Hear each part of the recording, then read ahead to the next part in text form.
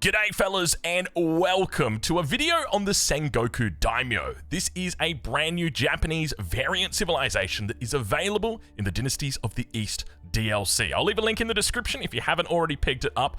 Now this is a difficult civilization. It is a Japanese variant, so keep that in mind. It's going to have a lot of similarities to the OG Japanese, but obviously not, or rather I should say a little bit more difficult. And I will agree that there's some complexities to this civ. I will say right now this is my favorite civ out of the new four. Probably the one I'm going to be committing to most. But let's go through their bonuses. This video is going to be in 3 parts. We're going to have the civ bonuses where we'll take a look and just read through them. Not going to go too much into depth. The second part is going to be a look at the tech tree. And then the third part is going into an actual game, playing around, seeing what the new models look like, and talking a little bit about the bonuses and the ways that we can use them. So let's get into it. So civ bonuses. Daimyo estates can be dedicated to a clan to provide bonuses to melee infantry, cavalry, or ranged infantry. So you can pick one specific type of unit and really focus on getting that better. Then we've got farmhouses, which you'll be familiar with from the original Japanese. We've got the Matsuri, which is a unique early market that can recruit yatai, which can passively gather food from nearby food sources. So it's available in the first age. It's pretty cool because it gives you an option for a different opening than just your standard 7 vils on food, 3 vils on gold. But we'll talk more about that later too. Survival techniques, research by default. Forges exist. They are gold and stone drop-off site. They've also got the upgrades coming through, the military upgrades. You also get the gold and stone deposit thing where it's like there's the 20% of your stone gathered will be given to you in gold and vice versa. You've got the extra melee damage upgrade available in the Dark Age, as well as just having all of those upgrades that you pay with stone instead of with food. We've got a unique religious unit called the Iko-Iki, which I'm sure many people are going to have fun saying. It's a combat monk, but instead of healing itself when it attacks, it heals the units nearby. So I'm sure you can imagine what happens when you get 100 of these guys and you start beating down the enemy. It's fun. We'll talk about that as well. We've got the standard keep or castle with the rocket emplacements. Fishing boats are cheaper, and my favorite part, the location of all deer and boar are revealed on the map. So that's this little opening for you, just this nice little page that they give us in the very, very beginning here. I find this is really good to just give you a little summary of the civilization idea. The 3 keywords are agriculture, daimyo, and city planning, and I definitely got to agree, it is absolutely it. Those are great keywords to describe this civilization. Now, I'm not going to go through and read everything over here on the left side. If you want to pause, feel free to go through and do that. I'm going to just head straight on into the tech tree, talk about the things that we've got, talk about the things that we don't have. So, we've got our TC, we've got our farmhouse, our lumber camp, our forge, our Matsuri. The Matsuri has got within it the yatai, which is quite expensive, but it does gather that food over time, slowly trickling in food to you. It's actually quite quick, I should say. You've also got a yatai upgrade. We'll get into all of these technologies a little bit later, but I'll make sure I flash it up on the screen for you. For the barracks, we've got the spearman, the samurai, and the Kanobo samurai, which is a bit of a fun unit right here. You may have seen this one floating around. It deals enemies, or deals damage based on the enemy's maximum health, so very good against high HP units. Then we've got the dock. All your standard stuff in here. Nothing too out of the ordinary. And we move on now. What have we got else in here? Nothing else too crazy. We can talk a little bit about landmarks for you in the second age, or going up to the second age. So we've got the Koka Township, which it gives you a different ability from the standard Japanese. So you've got the ability to scout a target area. So basically, think of it as like if you played League of Legends, that clairvoyance ability that used to exist. You can just literally pick a portion of the map and be like, boom, I'm going to scout there. And then you get an ability to spawn shinobis. Now, they're not the Japanese shinobis that you'd be used to. They're a little bit different, but they're units, and they do spawn, and yes, they're fun. So that's the first component of the age ups, the Koka Township, and the second one is the Ryokan. So the Ryokan gives you 60 population, which is a huge amount of pop, the equivalent of 300 wood, and any units that go near the landmark will gain a permanent healing buff. So obviously once they've left the radius of the landmark, then they still carry that buff with them because it's permanent, healing 3 every 5 seconds. So quite a powerful bonus here and really nice for the early game. We've got the town center, the battering ram, the siege tower. Everything in here is quite standard. We've got the Yumi Ashigaru, and then we've got the Taganashima Ashigaru. It's a unit very similar to the Janissaries, probably the best way to describe it. I think in the ultra late game, it's probably not as strong as like your hand cannoneer, but it's still pretty damn good. And the fact that it's available in age 3 as well is quite nice. It gets bonuses against heavy units. So there's that. There's also the early Ozutsu. So for you to actually get the early Ozutsu, you need to age up with a, if I remember correctly, I'll have to double check this. Hold on. There's a way to get it. Is it in the blacksmith? There's a way that you can get it early, basically. We'll get into that later. Or maybe it's in the Daimyo estates. It's probably within here somewhere. Okay, so let's take a look at the Daimyo estates. Actually, we'll look at the stable first. Yari cavalry and the mounted samurai. So things you'll be familiar with. Yari cavalry is just normal, a horseman with +2 damage against cav.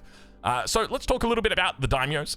So we've got 3 different clans, one for each. So you can tell we've got the arrows here, we've got the hoof here, and then we've got the swords here. So this is going to be the melee one. You've got the access to build a daimyo, which is going to be giving you an AoE bonus. And then you've got in here additional upgrades depending on how many daimyo estates you build specific to that clan. So if I build one of the Hojo clan, I can get the first upgrade. If I build 2, then I can get both of those first 2. And then if I build 3, I can get all 3 of these bonuses. Now, I can go into 2 separate clans. I can go both into the Hojo clan for infantry, and I can go into the Oda clan for ranged units, but I can only get one of them to level 3. The other one will only be at level 2. And then the third one, it is not included. So they are mutually exclusive. There will be one that you cannot take. So let's take a look at what the bonuses are. So everybody gets the daimyo. The daimyo is always on a horse. It doesn't change. We've got lightweight blades. Increases spearman move speed by 10% and +5 damage versus workers.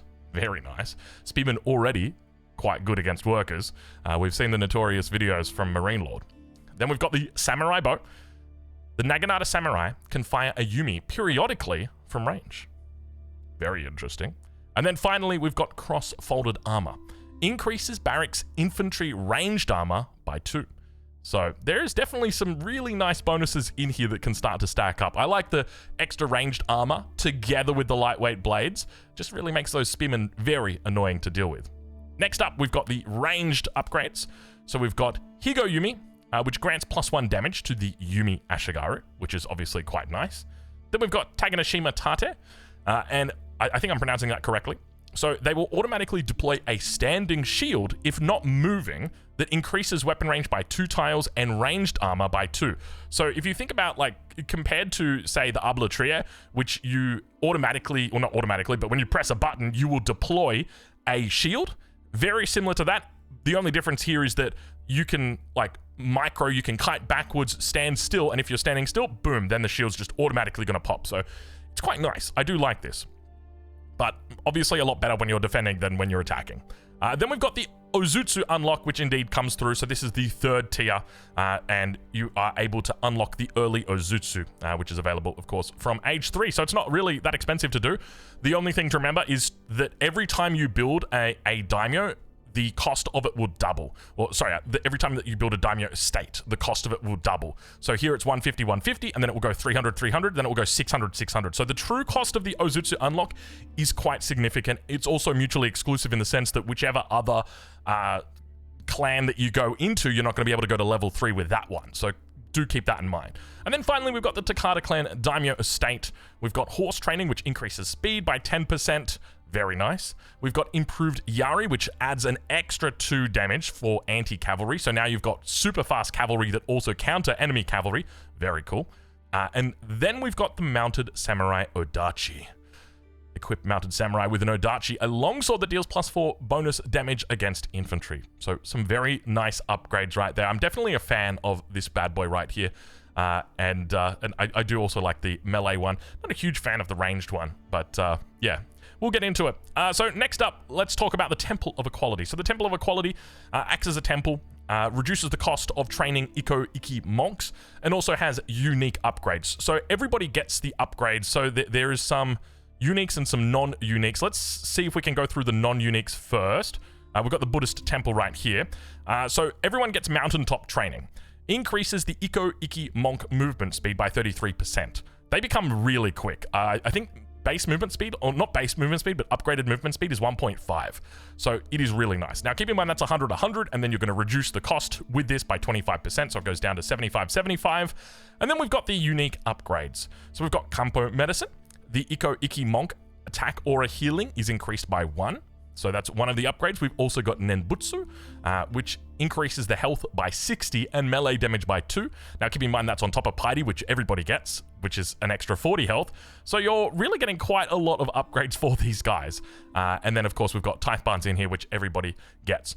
Now, before we get into the Buddhist temple, we've also got the Sake Brewery, which you may have seen as well. This is a really cool one. The brewery will create Toko Koji mats around itself, which can be worked by villagers to generate gold. So essentially think of farms, except they produce gold. Now there's only 5 of them, okay? Keep that in mind, there's only 5 of them, so it's not crazy overpowered. They will regenerate if they die as well. I did work that out. It takes some time for them to come back. And then there's also this weird mechanic, I didn't quite get it at first, where like as you drop off resources into the Sake Brewery, it will gather up like stacks, and then there will be a guy that comes out of the brewery and then runs over to the yatai, or the matsuri, sorry. Like, remember the matsuri from before, like the age 1 market? He will run there, and then I think he like gives a movement speed bonus to the villagers. It's so complicated. I was like, I got no idea what's going on here. Anyway, we'll have a look at it a little bit later. Then we got this siege workshop. All your standard stuff in here, nothing too crazy. No uniques in here either. And then we finally got the brand new Age 4 landmark, the Sword Hand statue, which has the cost decrease for daimyos by 50% and increases daimyo aura attack speed bonus by 20%. Now, I will just say this, daimyo attack speed aura does not stack. So if you've got 20 daimyo and they're all in the same area, well, very, very good. But their attack speed bonuses doesn't stack.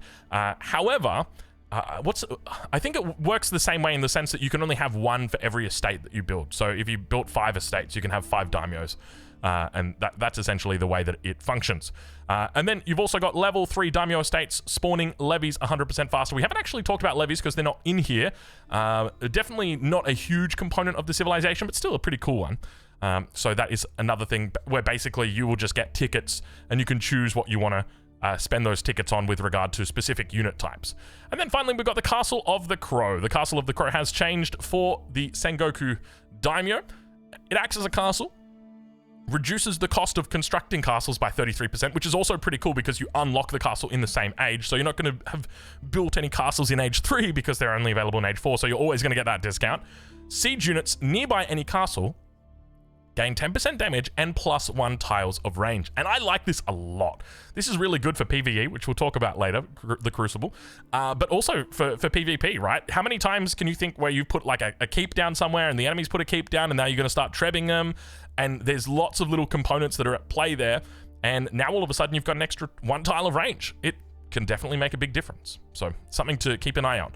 Then of course we've got the castle. There's nothing in here that is different. And then the university, we've exactly the same. We've got Oda tactics, which is obviously the same as the Japanese, and then the Tokugawa Shrine. So that is it when it comes to the tech tree. Hopefully I've been thorough enough to go through it. Actually, let's check the forge. Yeah, I don't think there's anything in here. I don't think there's anything in here. We're just going to be super thorough because I know there's going to be one guy who's like, hey, you didn't click on the mining camp. Like, what are you hiding from us? I wish I could tell you. There is no mining camp. We've only got forges here, buddy. Nice try, though. So let's dive into an actual game and take a look at what these things actually look like. So we might add an AI player in. We'll allow cheats as well, give ourselves the maximum amount of resources and talk about some of the combos that you can do. Now, we're starting with the maximum resources here, so it's not going to be exactly like, well, it's obviously not going to be exactly like how you start, but I would talk about one of the ways I actually like to start at the moment. We can probably even run through a quick start. So as you can see on the minimap, we do get access to all of the hunt. So this makes it really, really good for professional scouts, as an example. But there are other ways that you can play it. So one of the things I like to do is I start off and I send all my villagers over to food. I'm going to queue up some villagers. And what we're going to do is we're going to put down a Matsuri. So the Matsuri is 100 wood. We can put this down very early on. Now, keep in mind, this is also a drop-off point. So we can use this. One of the troubles that you have is you put it on the wood line, and then at some point, this is not the best spot because we're not gonna have perfect farms around the town center. But you'll need to put down a lumber camp because you want to get the T1 upgrade, and you can't get the T1 upgrade until you build the lumber camp. And you're like, damn, Matsuri's kind of good, man. So there's that. Now we can also put down our house. Now keep in mind, we've got berries here. We do get the berry bonus if I, well, gosh, what is going on right here? There we go. So we do get the berry bonus. I'm 99% sure, because if we take a look at the farmhouse, it says on the upgrade that the berry bonus comes through. Anyway, from here, what we're going to do is we're also going to train the Yatai. And the Yatai can come out. So the way that the Yatai works, it depends on what it's got nearby as to the food bonus it will give. It starts off with a base of 20. And then from there, every other potential food thing that is going, or that is nearby, it is going to increase. So here, if we just take a look at the Yatai, we can actually hover over this and this will tell us it has a base rate of 20. And then each sheep provides 2, each berry bush provides 2, deer 4, fish 4, and boar 40. Now, the maximum food per minute that it can gather is 60. So that means if we come out here, our base rate is 20. So if we take a look here, base rate is 20, a boar is 40. So all we want to do is we just want to go find the boar, and we just want to go sit on the boar, and we're going to be very happy. Now, we can make a total of 3 of these in the Dark Age, which is quite a lot, and that's a huge investment when you think about it. Not only are you spending that 375 wood on the Yatai, you're also spending the 100 wood on the Matsuri as well. So it's a lot, but at the same time, these are definitely doing quite a bit of work. So let's get this second one out. Now, you can't use the same resources when you're doing this. So keep in mind that, like, if we brought out another Yatai out here, he would not be able, or it would not be able to pick this bonus up. So here we're at maximum food generation. Now, one of the reasons why this is super powerful is because effectively we have created a second source of income. It's kind of the same as like fishing in the early game. And the reason why fishing is so good is because it's super early. You don't have, your opponent doesn't have access, or hypothetically, your opponent doesn't have access to this secondary form of income. They're basically just making 1 TC, or living off 1 TC, essentially.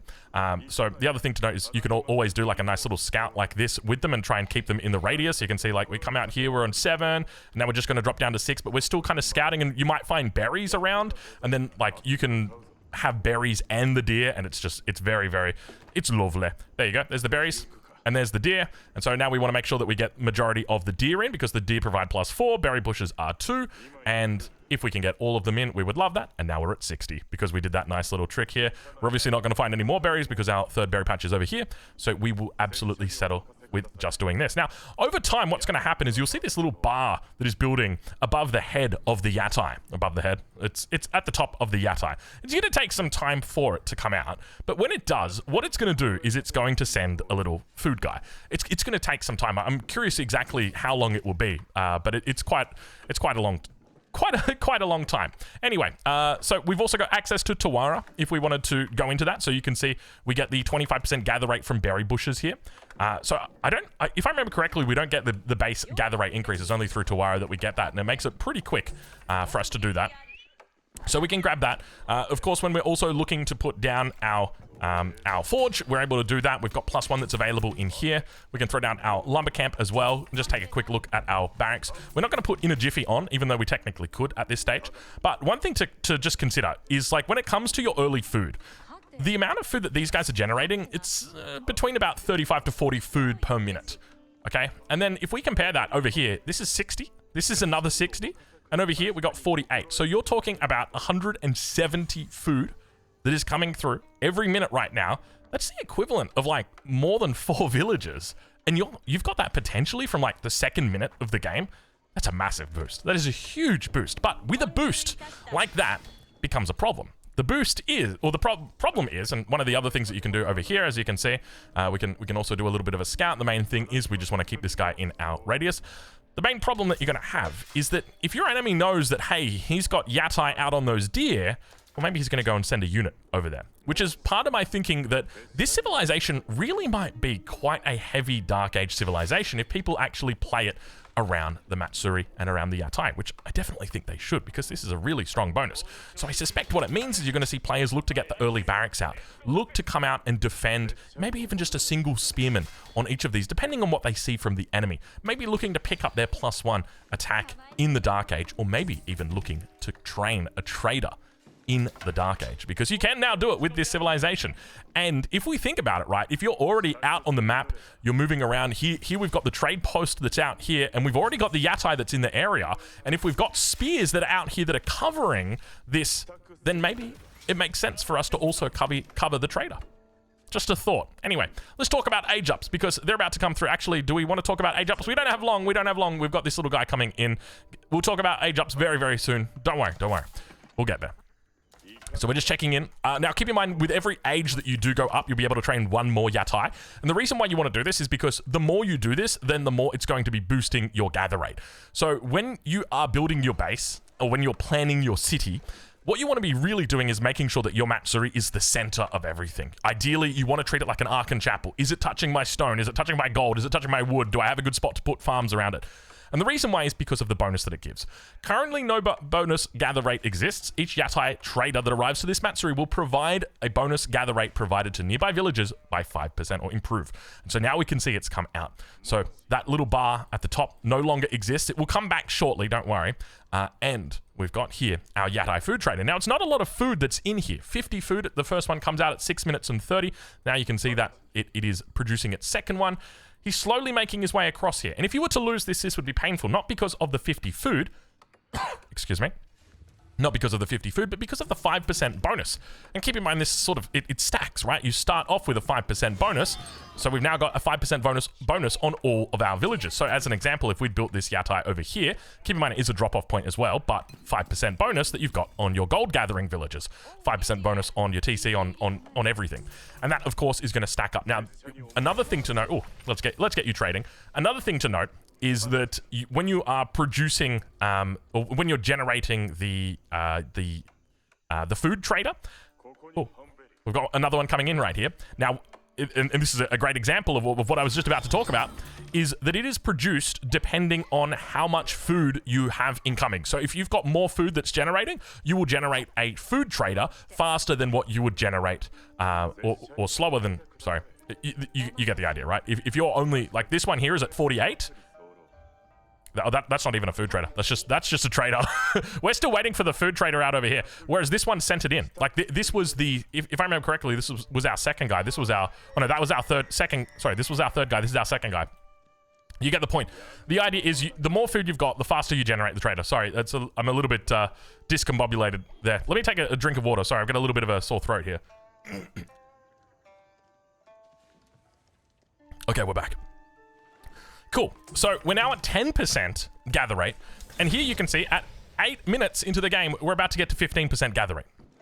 So we are really starting to kick it. And that's a bonus that could potentially be affecting all of our villages, could potentially be affecting a lot. And that's on top of the fact that we've also got this bonus that's going here. So let's get into the age ups. Let's talk about our first one.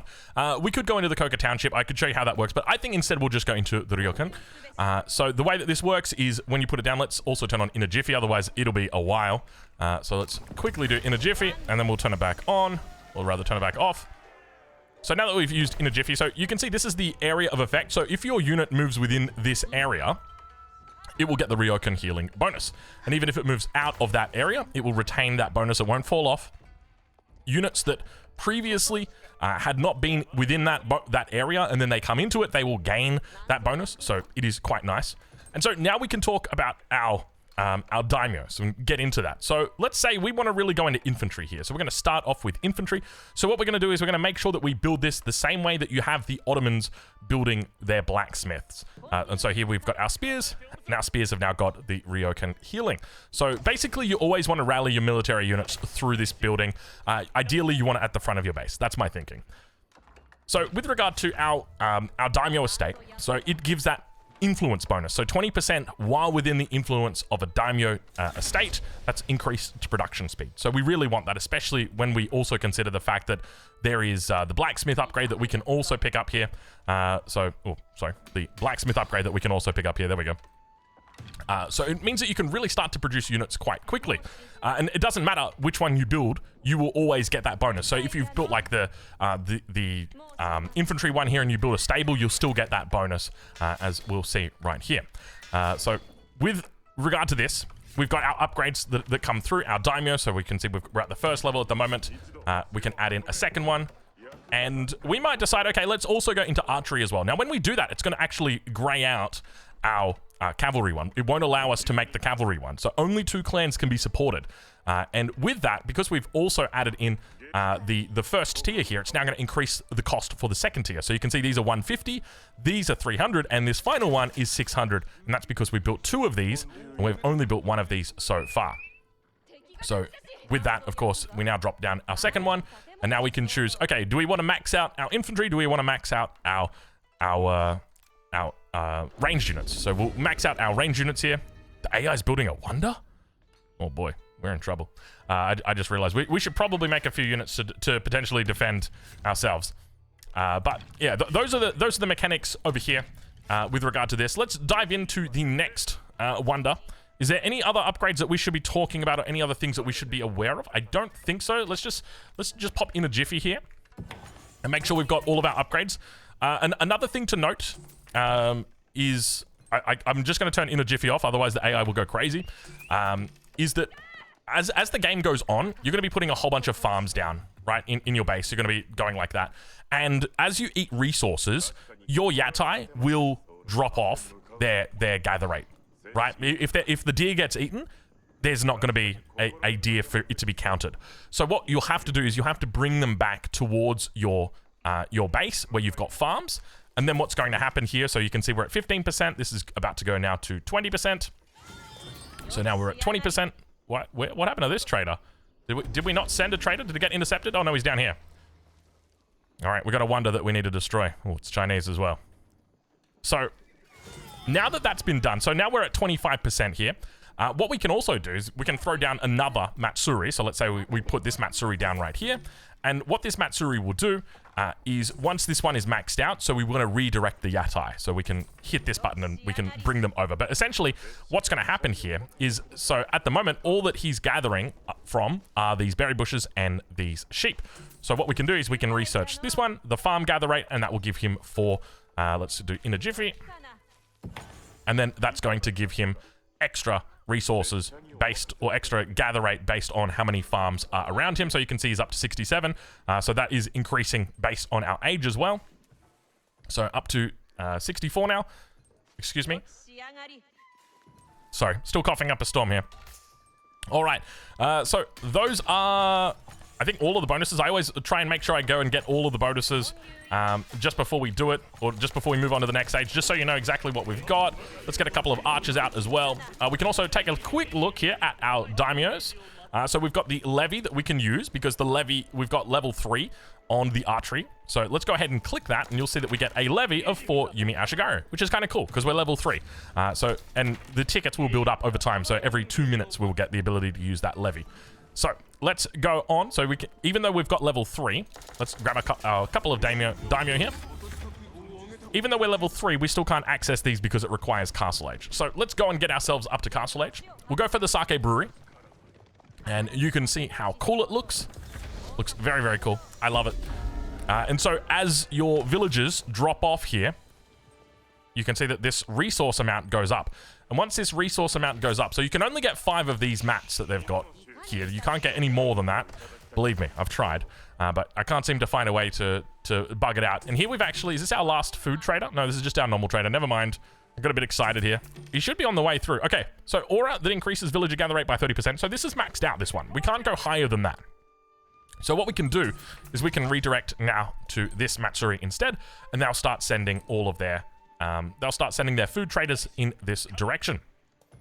So we've got the sake brewery, and you're about to see the little guy that comes out. Here he comes any second now. He's gonna, there he is. The brewery transporter. Brewery worker that's delivering to the Matsuri. So he delivers to the closest Matsuri, and when he does it, this villager now gets increased health. There you go. It is villagers near the Matsuri have increased health for 60 seconds. There you go. It's like a tiny little thing, but I was like, that is the weirdest thing I've ever seen. But look, I'm not going to get mad if that guy gets sniped.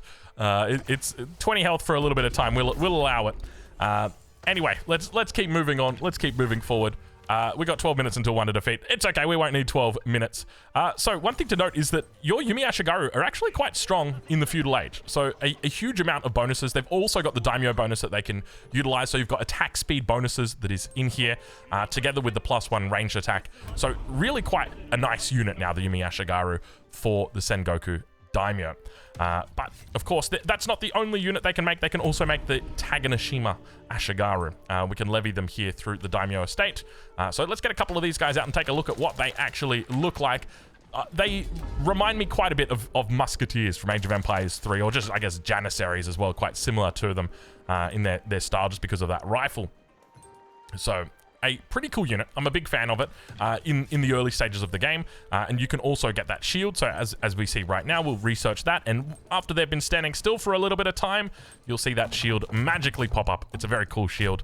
And then the moment that they move, they leave their shield behind. And with that, they lose the statistics that they once had. So 4.5 tiles of range will be going up to 6.5 tiles of range, which is quite a lot of range, almost as much as a longbow. So a really nice bonus to have. Actually, you can see it's on cooldown right now, so it needs to be reactivated. Now they can use it. We need to neutralize the sacred site as well. So 6.5 tiles. So quite a bit of range there as well. And of course, finally, the last part of this is to get the early Ozutsu, which is available. So the stats for the early Ozutsu, not too bad. They're mainly designed for killing buildings. That's the primary thing. You treat them like you would a bombard is the best way to make this unit or use this unit, I think. Other than if you're sniping out enemy excuse me, kings, then maybe those circumstances are a little bit different. Let's get a couple more houses in just so we've got the population space to play with. And we can talk about some of the other upgrades that we've got. I mean, we've already spoken about these ones. Nothing else in here to go through. And let's take I think we can move on to landmarks now. So we'll go for the sword hunt statue and take a look at that. So once again, it's going to reduce the cost of your daimyo so that when they die, you can replace them quite easily. When it comes to the actual cost, they're only 70.55 now. So quite a bit cheaper. They also get extra 20% attack speed bonus. So before, I think it was 20%. So now it's a 40% bonus, which is quite nice.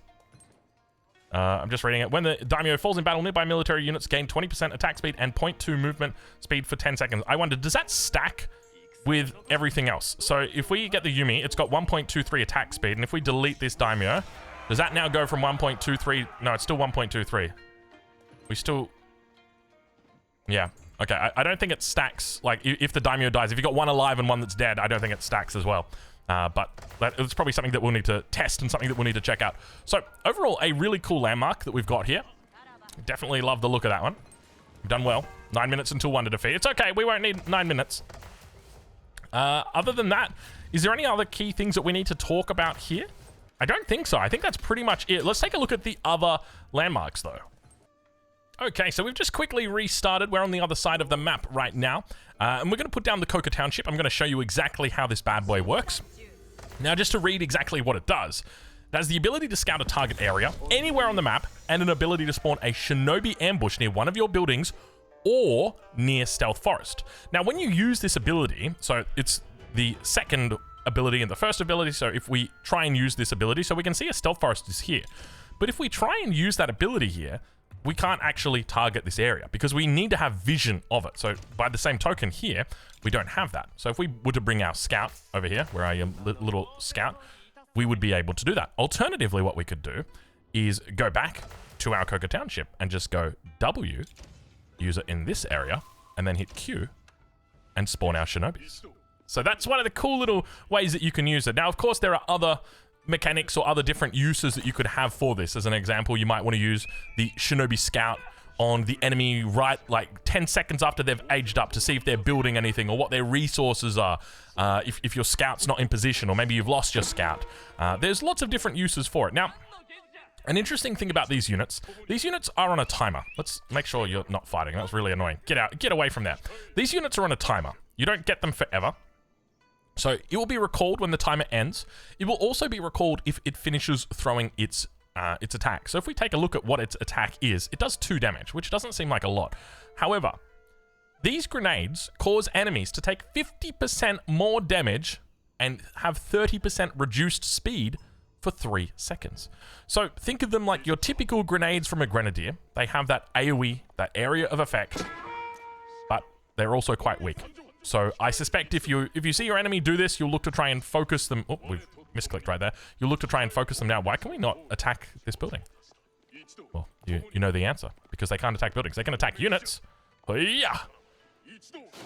Not a lot of damage. But, of course, it's all about that debuff. That's the primary reason why you're doing it. So I think a big component of this civilization is going to be looking to try and fight enemies that are near stealth forests.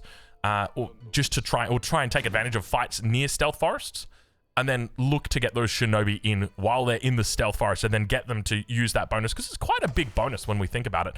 The other thing to note is that it does regenerate. So we can see here it doesn't regenerate as fast, or rather regenerates faster than the scout. So the scout here, the revealing of all the enemy is actually quite a bit faster. So you're not going to be able to use these two synced up all the time if you don't want to. Now, we just saw them duck out right there, but already we've got the chance to get more of them down. So let's go ahead and we'll put them over here. And we'll move them in. But see, the thing is, they're not really designed to be assassins. So you can see it's a melee infantry that specializes in scouting, sabotage, and assassination.